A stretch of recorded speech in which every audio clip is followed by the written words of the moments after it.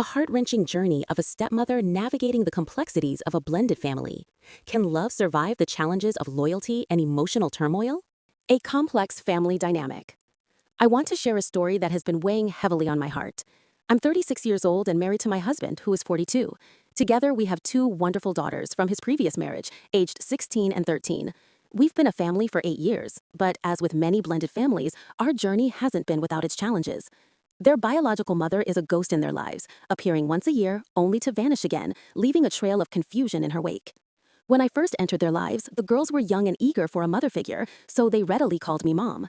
It felt so beautiful to be embraced like that. But each time their mother returned, it was as if a switch flipped. They would stop calling me mom, reverting to their biological mother's name, and I found myself on the sidelines. I understood they were caught in a tug-of-war between their two worlds, and I tried to be patient. After several rounds of therapy, we hoped to provide them with the tools they needed to navigate their feelings. Over time, things improved until this year. Their mother returned in August, and with her came the familiar waves of tension. I noticed the girls changing again. They became dismissive, disrespectful, and even told their little brother, who was just 4, that he wasn't their real sibling. One day, after a particularly hurtful episode where they declared I wasn't their mom and that I was a bad stepmother, something snapped inside me. When their mother left a week ago, they started inching back into my good graces, trying to call me mom again. But I had made up my mind.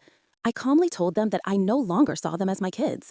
Their faces fell, a mixture of shock and disappointment etched across their features. I meant it. I was hurt, and I needed them to understand the gravity of their words. Their father was caught in the middle, insisting it was a family issue that needed to be resolved amongst us. But I felt it was necessary to draw a line in the sand. Had I crossed the line? Was I the villain in this story? I couldn't shake the feeling of sadness as I wrestled with the consequences of my decision. As I sat there, my heart heavy, I wondered what the future held for us.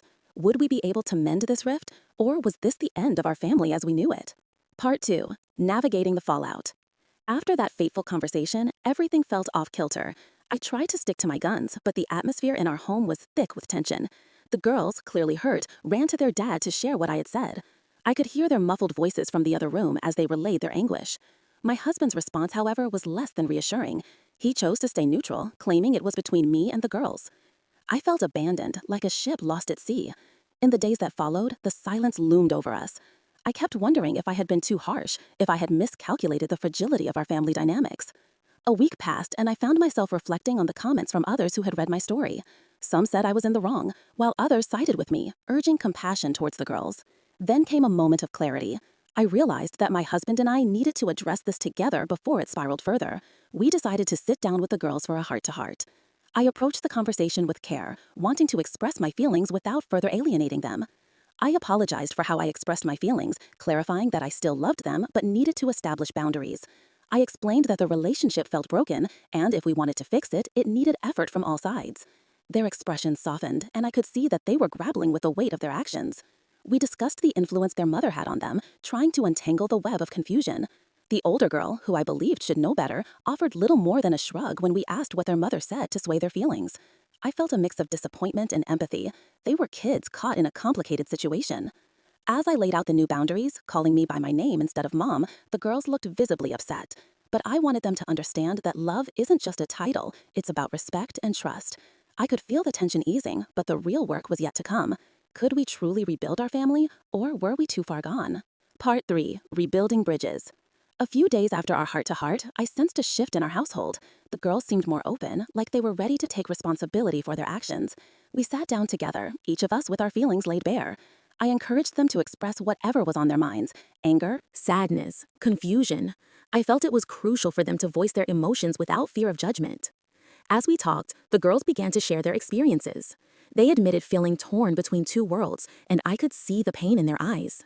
Their mother's sporadic presence had instilled a sense of loyalty in them, a need to validate her over me. I reminded them that it was okay to feel confused, but they needed to recognize the impact their words had on others, especially their little brother. To help them reconnect, I suggested they spend some time playing with their brother. I framed it as a way to apologize, not just to him, but to themselves too. It's easy to forget that children often need tangible ways to express their feelings. I hoped this would help mend the rifts between them. The first day of their apology started tentatively. My son was excited, but the girls were unsure how to engage him without the tension of previous interactions. I watched from a distance, my heart swelling when I saw them finally break through. They played games, shared laughter, and in those moments, I felt a flicker of hope. Maybe we could find our way back to the family we once were. However, the question still lingered in the air.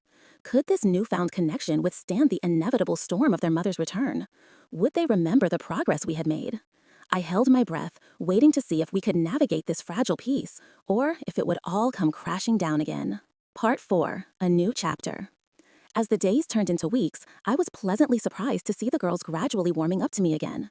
They started calling me by my name without the weight of resentment, embracing our new dynamic. We had established a sense of respect, and I could feel the cracks in our relationship slowly mending. But the question about their mother still loomed large in our minds. One evening, as we gathered around the dinner table, the girls began discussing their feelings about their mother's visits. I listened intently, allowing them to express their concerns and fears. They articulated how they felt manipulated and confused during her visits. It broke my heart to hear them speak so candidly, but it also solidified my resolve to protect them from the emotional turmoil she often brought. In the end, my husband agreed that we needed to reconsider how often the girls spent time with their mother. It was a hard decision, but one that felt right. I wanted to ensure that our daughters felt safe and loved without the fear of being torn apart by conflicting loyalties. Together, we decided to approach their therapist for guidance on how best to navigate this tricky terrain. As we moved forward, I felt a newfound sense of hope. The road ahead wouldn't be smooth, but we were committed to working through the challenges as a family. I realized that love isn't just about titles, it's about being there for one another, especially in the hardest times. I was ready to embrace this new chapter in our lives with all its ups and downs, knowing that we were stronger together. In that moment, I felt the warmth of family surrounding me, and I knew that while the journey was far from over, we were finally taking steps in the right direction.